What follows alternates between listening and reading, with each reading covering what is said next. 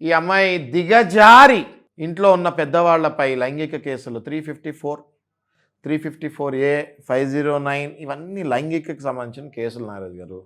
వెంటనే వీటిలో కొన్ని కేసులలో వెంటనే వీటిలో అరెస్ట్ కూడా చేస్తాం జరుగుతుంది. తర్వాత సంగతి తర్వాత బెయిల్ వస్తుంది, బయటకు వచ్చేస్తాడు మావయ్య గారు. తర్వాత అది ప్రూవ్ కూడా అవుద్ది, ఆయన మంచి ఆయనే, పెద్ద ఆయన మంచోడే అని. కానీ వెంటనే మార్కెట్లో ఏమవుతుందండి, సొసైటీలో ఏమవుతుందండి?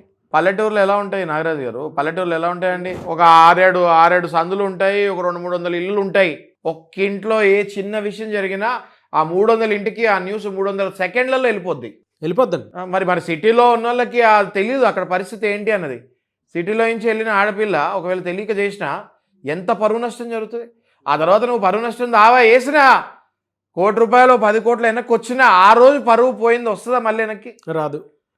ఊళ్ళల్లో ఎలా ఉంటారు, కొంతమంది ఫ్యామిలీస్కి ఎలా ఉంటారు, మంచి పరుగుల ఫ్యామిలీస్కి అలా అపోనెంట్స్ ఎవరైనా ఉంటే గోతికాడు నక్కల్లాగా రెడీగా ఉంటారా ఉండరా? అవును. ఏదైనా చిన్న తప్పు జరిగితే చాలు మొత్తం ఊరంతా అరే రాయుడు గారు ఇంట్లో ఇవాళ తప్పు జరిగిందిరా, ఎన్ని రోజులు కాపాడుకుంటాడు అని వెళ్తారు.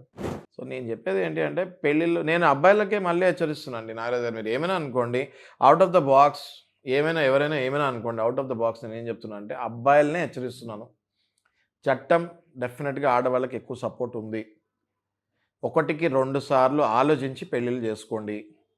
మీ ఇంటికి తీసుకొచ్చే అమ్మాయి క్యారెక్టర్ ఎలాంటిది అన్నది చూడండి. ఇంతకుముందు ఏదో ఒక ఎఫ్ఐఆర్ అనేది కామన్ అయిపోయింది నారాజు గారు. ఇవాళ రేపు 10 ఎఫ్ఐఆర్లు 20 ఎఫ్ఐఆర్లు ఉంటే మీరు తెలుసుకోవాలి.